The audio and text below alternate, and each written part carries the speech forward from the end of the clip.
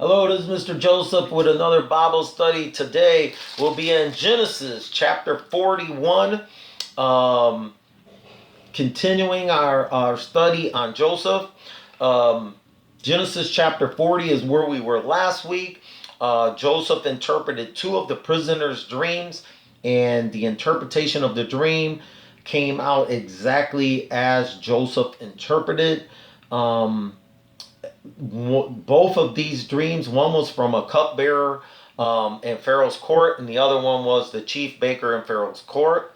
The cupbearer was restored to his position, but the chief baker was, his head was removed, and he was actually hung and left out to rot, and actually birds were eating, vultures and so forth were eating off his flesh. So I had brought up about birthdays. Now, this was Pharaoh's birthday when this happened. And birthdays throughout the Bible tend to not have very good results. In fact, they end up in the death of someone typically. And what we read about these birthdays is it's pagans who are celebrating it, non believers in God. The only birthday that we find that is really celebrated is the birth of Christ, where there's a good result that comes from it. But as in Herod, as we read in the New Testament with Herod, Herod has a birthday. And in a state of drunkenness, he says, I'll give you anything you want for a dance.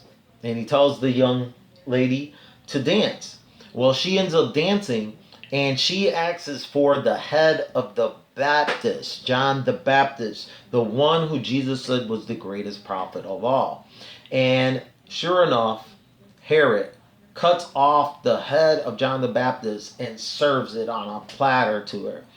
So this is what I was talking about. Now, as Gentiles, we have brought the tradition of birthdays into this church age that we live in today. There isn't anything necessarily wrong with that, as long as when we're celebrating our birthday, that it is a day of gratitude, that it is a day of thanksgiving for bringing us into life, for our parents, our father and our mother, bringing us into life and nurturing us into adults, and for our family and friends who surround us and help us through the trials in life, that we have this time of celebration where we can give thanksgiving and gratitude for everything that we've been given. That exalts God. But the reality is, in many birthdays and everything that's been promoted on TV shows birthdays as a day of selfish desire, a day of self gratitude, and it ends up in a drunken mess where people wake up with people they don't even know, where many things have been damaged, people have been hurt. Just not what we should be doing if we want to exalt God. A day of sin does not go exalt God. It separates us from God.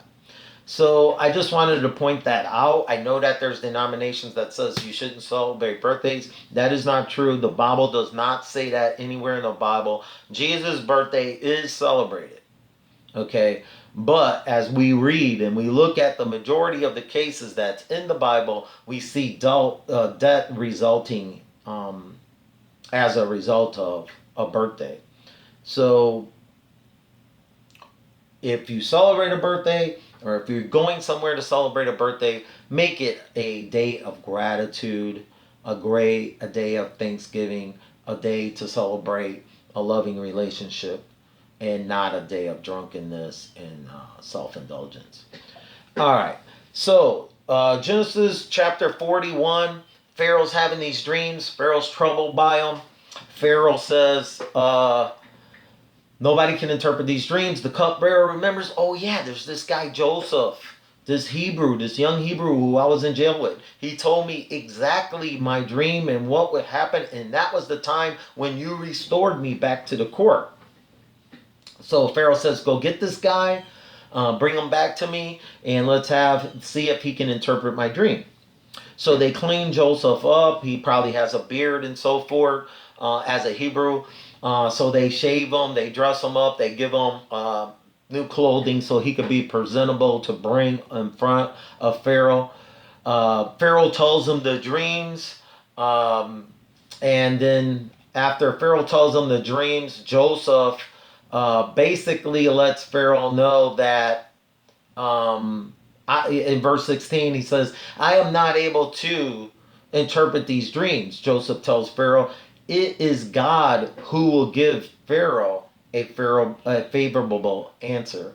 So he's saying, I can't do this on my own. It's God that's going to interpret this dream for you through me. And so Pharaoh tells Joseph the dream, and Joseph tells Pharaoh what the dream means. And basically the dream is there's going to be 7 good years of abundance, great harvest, and but there's going to be followed by those 7 years 7 bad years of famine. And that famine is going to be very severe. So Joseph suggests that they put people in charge over this project of saving grain, taking so much grain in, saving it, and storing it. So when those 7 years of bad or famine come in, they'll have food in reserve to feed the people with and to feed themselves. And so when Pharaoh hears this, he says, well, who can I put in charge of this? And he says, you're the best guy. So he puts Joseph to be in charge of this project. And Joseph is successful. He stores up the grain. He does everything just as he told Pharaoh needed to be done. In the 7 years, much grain is stored up. But then came the 7 bad years.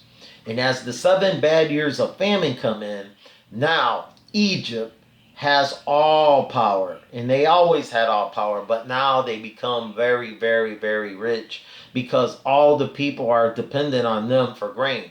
So Joseph opens up the grain and starts selling it to all of these to all the people in Egypt, as well as the people in the country surrounding outside of Egypt. And we'll find that even Joseph's brothers and Joseph's fathers in chapter 42 are going to come to buy grain, to purchase grain, to feed the family.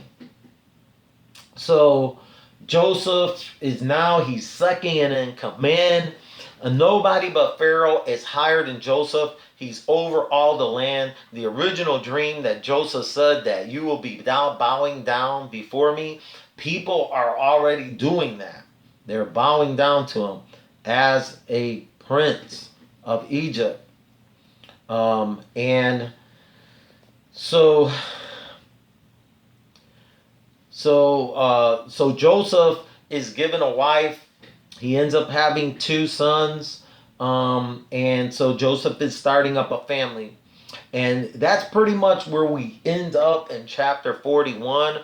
The next thing that we'll be looking at is chapter 42. And that is when his brothers are come to Egypt. And so the brothers, Joseph will meet again with his brothers.